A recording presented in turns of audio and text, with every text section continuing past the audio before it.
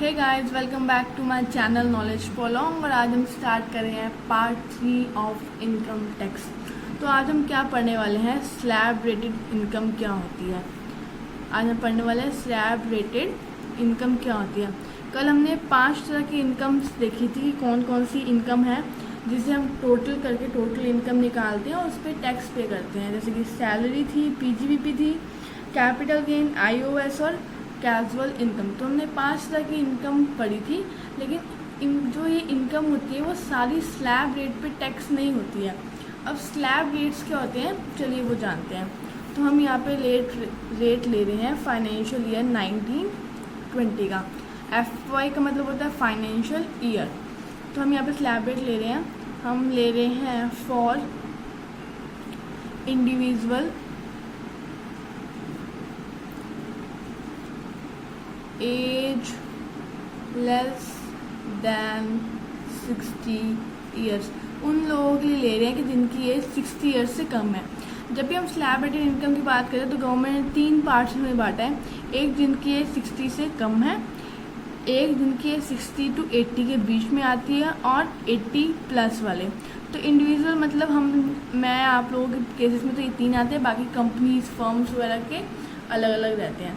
तो यहाँ पे हमने पढ़ा 3 तरह की। अब हम इंडिविजुअल के लिए ले रहे हैं, यानी कि मैं या आप लोग, अगर हमारी एज 60 साल से कम है और हम ज़्यादा कमाते हैं, अगर हम इनके दायरे में आते हैं तो हम टैक्स कैसे देंगे। तो चलिए शुरू करते हैं, नोट करते हैं। अगर हमारी इनकम 2.5 लाख तक जितनी है तो 2.5 लाख पे हमें कोई भी टैक्स नहीं देना है। नेक्स्ट 2.5 लाख पे ये हम पूरा डिटेल में पढ़ेंगे कि आपने कैलकुलेट कैसे करना है। तो इसके लिए आप बिल्कुल भी टेंशन ना लीजिए, I will explain you everything. तो इस पर हमारा होता है 5%। फिर हमारा 5 लाख से to 10 lakh greater than equals to, इसमें हमारा आता है 20%। और बाकी 10 लाख प्लस पे, बाकी जो प्लस पे होता है वो आता है हमारा 30%। अब ये है कि हम इसे इनकम कैसे कैलकुलेट करेंगे, तो इसे समझने के लिए हम एग्जांपल ले लेते हैं। लेट कर लेते हैं कि हमारी इनकम जो है वो आ रही है 10 लाख रुपीज़। हमारी टोटल इनकम कितनी है, 10 लाख रुपीज़। तो 10 लाख पे हमने कितना टैक्स देना है वो हम देख लेते हैं।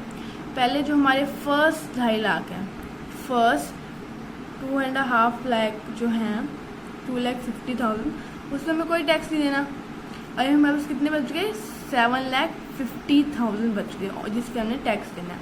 तो नेक्स्ट देख लेते हैं। नेक्स्ट अगले जो 2,50,000 है उससे हमें कितना देना है, यहाँ पे हमने पढ़ा 5%। तो यहाँ देखो कैलकुलेट कर लेते हैं। इस पे 5 से मल्टीप्लाई कर लेंगे और बाद में 100 से डिवाइड कर देंगे, या फिर हम ऐसे करते हैं 5/100। तो इस पे हम करेंगे सॉल्व। तो ये हमारा आ रहा है 12,500। 5 लाख हो गए टोटल, बचे 5 लाख जो इसमें ही आ जाएंगे। तो नेक्स्ट 5 लाख पे हम कितना देंगे, 20% पे, @20%। ये @5% था। तो 5 लाख पे 20% आप कैलकुलेटर में कर देंगे तो ये हो गया 1 लाख रुपीज़। यानी कि अगर इसे टोटल करेंगे तो हमारा टैक्स आ रहा है 112500। तो हमें इतने पैसे गवर्नमेंट को देने पड़ेंगे अपने इनकम में से।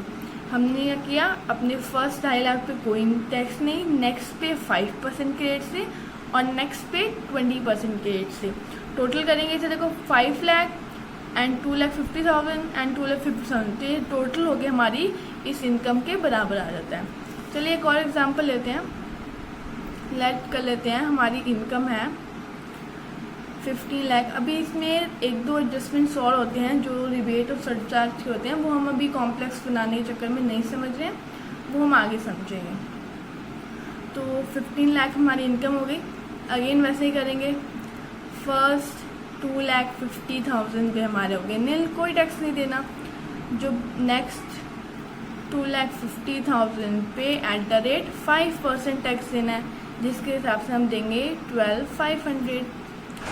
नेक्स्ट 5 लाख पे हम देंगे 20%, जो कि हमारा हो गया 1 लाख रुपीज़। ये तो हो गया हमारे 10 लाख। अब 5 लाख और बचा, तो नेक्स्ट 5 लाख पे हम देंगे 30%। 30% कहाँ से आया? यहाँ से। पहले 5%, फिर 20, फिर 30% आ गया। 30% कितना होगा हमारा यहाँ पे? 5 3 जा 15 और 3 40, तो ये हमारा हो गया 1.5 लाख। तो हमारा कितना होगा? 2,50,000 और 2,62,500 हमारा टोटल हो गया। ठीक है, तो इतना अमाउंट हमें अपनी, अगर हम 15 लाख रुपीज़ कमाते हैं तो हमें इतना अमाउंट टैक्स देना पड़ेगा। फिर से कहूँगी, हम रिबेट और सरचार्ज का ट्रीटमेंट अभी नहीं कर रहे हैं, उसके एडजस्टमेंट्स हम बाद में सीखेंगे आगे आते हुए। तो ये हमारी होगी इनकम 15 लाख के लिए, ये हमारी होगी 10 लाख के लिए, और ऐसे ही हमने सारी कैलकुलेट करनी है। यानी कि अगर आप इनकम कमा रहे हैं 2,50,000, ओनली 2,50,000, तो आपको टैक्स देना पड़ेगा नील, कोई टैक्स नहीं। तभी आप ITR नहीं भरते हैं जो लोग 60 एज से कम है और इनकम कमाते हैं 2,50,000 से कम। अब न्यू स्लैब रेट्स भी आए हैं, तो हम लेकिन फाइनेंशियल ईयर 19-20 को लेकर चल रहे हैं और न्यू स्लैब रेट नहीं ले रहे, एग्जिस्टिंग लेके चल रहे हैं, तो हम ये रेट्स लेंगे। अगर आप न्यू स्लैब रेट के अकॉर्डिंग पढ़ना चाहते हैं तो उसमें न्यू स्लैब रेट भी हम पढ़ लेंगे आगे आगे। अभी तक हमने जाने थे कौन कौन से हमारे स्लैब रेट्स होते हैं, लेकिन हमें ये भी जानना जरूरी है कि कौन सी इनकम ऐसे है जिस पर हम स्लैब रेट लगा सकते हैं। यानी कि जैसे हम मान लो हम सैलरी अर्न कर रहे हैं, तो क्या हमें इस पे स्लैब रेट के हिसाब से टैक्स देना पड़ेगा? तो आंसर इसका है यस, सैलरी पे स्लैब रेट अप्लाई होता है। लेकिन कुछ ऐसी भी इनकम है जिस पे स्लैब रेट अप्लाई नहीं होता है। तो देखो, सैलरी पे तो होता है, HP पे, हाउस होल्ड प्रॉपर्टी पे भी होता है हमारा, PGBP, profit and gain from business and profession, short form में लिख रहे हैं क्योंकि कल हम समझ चुके हैं, इस पे भी अप्लाई होता है। उसके बाद बात करते हैं इनकम फ्रॉम अदर सोर्सेज पे अप्लाई होता है। हमने कैजुअल इनकम अलग इसलिए लिया था ताकि मैं आपको इन्हें अलग से समझा सकूँ कि इसमें जो हमारा स्लैब रेट है वो अप्लाई नहीं होता। कैजुअल इनकम पे स्लैब रेट अप्लाई नहीं होता, इस पर स्ट्रेट अवे 30% टैक्स हो जाता है। फॉर एन एग्जाम्पल, आप देखते होंगे KBC कौन बनेगा करोड़पति, तो KBC में अगर आप कोई इनकम अर्न करते हैं तो उसकी इनकम का 30% स्ट्रेट अवे आपको गवर्नमेंट को देना पड़ता है, सीधा 30%। वो हमारी कैजुअल इनकम में आ जाती है और इस पर हम 30% गवर्नमेंट को देते हैं, तो इस पर हमारा स्लैब रेट नहीं लगता है। और किसमें लगता है?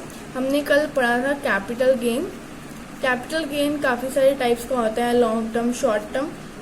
तो कैपिटल गेन का भी हम डिटेल में फिर आगे चैप्टर में पढ़ेंगे। कैपिटल गेन का भी एक पार्ट पे अप्लाई होता है और एक पार्ट पे नहीं होता है, वो डिटेल हम फिर पढ़ेंगे। तो आज की वीडियो में इतना ही, फिर मिलेंगे एक नए टॉपिक के साथ। तब तक के लिए goodbye, take care, keep learning and keep growing. अगर आपने चैनल को अभी तक सब्सक्राइब नहीं किया तो सब्सक्राइब कीजिए, वीडियो को लाइक कीजिए और ज़्यादा से ज़्यादा लोगों तक शेयर कीजिए। Bye bye.